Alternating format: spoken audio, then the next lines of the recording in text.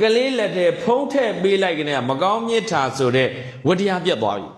ကောင်းရညွန်လက်မညွန်နိုင်တော့ဘူးအတက်တင်စေစိတ်မဝင်သားတော့ဘူးဒီနေ့ကလေးလေးတယောက်ဘုံမ TikTok မှာကြည့်လိုက်7နှစ်ရှိသေးတယ်ဟောကလေးကဂိမ်းနေတော့အားရဝမ်းတာဂိမ်းနေနိုင်တော့ဂိမ်းနေရှုံတော့အဲ့ကလေးအလုံးလုံးစိတ်ဆိုးနေတခါတည်း तू အားမရဘူးစိတ်တိုင်းမကြောက်တော့နိုင်ရနဲ့ပြစ်ပြီးခေါင်းနေဆောင်ကလေးလည်း7နှစ်ပဲရှိသေးနောက်တော့မိဘတွေကဒီကလေးလေးအဲ့ကလေးလေးက4-5ရက်ပဲအိပ်ဘူးတဲ့တကယ်တော့ပုံမြင်မဟုတ်ဘူးတကယ်ဖြစ်နေတယ်4-5ရက်ပဲအိပ်ဘူးတဲ့အဲ့လိုနဲ့နေတဲ့အခါကျတော့နောက်မိဘတွေကဒီကလေးလေးကိုဒီကွန်ပျူတာဂိမ်းတွေကြောင့်ဖြစ်တာဆိုကွန်ပျူတာကြီးကိုဖွက်ထားတာအဲ့ကလေးကအယူတယောက်လိုဖြစ်သွားတာသူ့စိတ်နဲ့သူ့ကိုမကတ်တော့ကွန်ပျူတာလိုက်ရှာတယ်မိဘတွေနဲ့ရန်ဖြစ်တယ်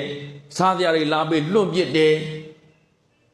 နော်မိဘတွေနဲ့ဒီကလေးတွေကရန်သူဖြစ်သွား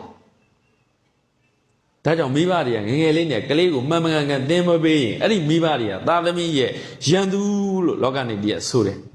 စာဏကြနေတူမှာဒါပြောတာဟုတ်လားငယ်သင်္ခါကာလမိဘတို့တတ်မသိစင်စစ်ကဲရန်သူတဲ့တတ်ပညာသင်မပေးတဲ့မိဘတွေကသားသမီးတွေရဲ့ဘာတော့လိမ္မာရေးကြရှိအောင်သင်မပေးတဲ့မိဘတွေကသားသမီးတွေရဲ့ဘာတော့စီကံစနစ်မရှိအောင်သင်မပေးတဲ့မိဘတွေကသားသမီးတွေရဲ့ဘာတော့မိဘလားရန်သူလားဒီနေ့မိဘအနေနဲ့မဟုတ်ဘဲနဲ့ရန်သူတွေဖြစ်နေကြတယ်ဆယ်ကျော်သက်တော့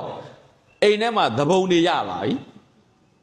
ကလေးလေးတွေတော်လန်ကြပြီပုံကန်ရပြီမိဘတွေအဲ့ကလေးတွေအကြောင်းရောက်တော့လဲဆရာဆရာမထပ်ပုံကန်တယ်တော်လန်တယ်မြန်မာပြည်ကတော်လန်လို့ပုံကန်လို့ကိုမပြီးဘူးဟုတ်လား senior citizen နဲ့ junior citizen ကြားထဲမှာလဲ problem တွေပဲရှိလူကြီးနဲ့လူငယ်ကြားမှာပြဿနာတွေပဲရှိတယ်မေတ္တာတို့ကျင်နာတို့ကိုချင်းစာတရားတို့စာနာမှုတို့ညှာတာမှုတို့လေးစားမှုတို့တန်ဖိုးထားမှုတို့ဆိုတဲ့ဟာတွေအကုန်ပျောက်ကွယ်သွားပြီပျောက်ကွယ်မသွားဘူးလားအဲ့ဒါကိုလောကဆုပ်ယုပ်ကြောင်းလို့ဒီလိုပြောတာဟုတ်ပြီနော်ဟိရိဩတ္တပဆိုတာမရှိဘူးကလေးလေးကိုဘလို့ဝတ်ပေးရမယ်ဘလို့စားပေးရမယ်မိဘတွေကသင်မပေးဘူး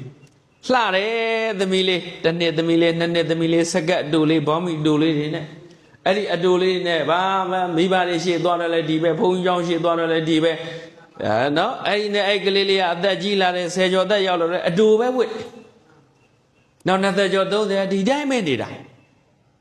နော်အဲ့လိုနဲ့နေ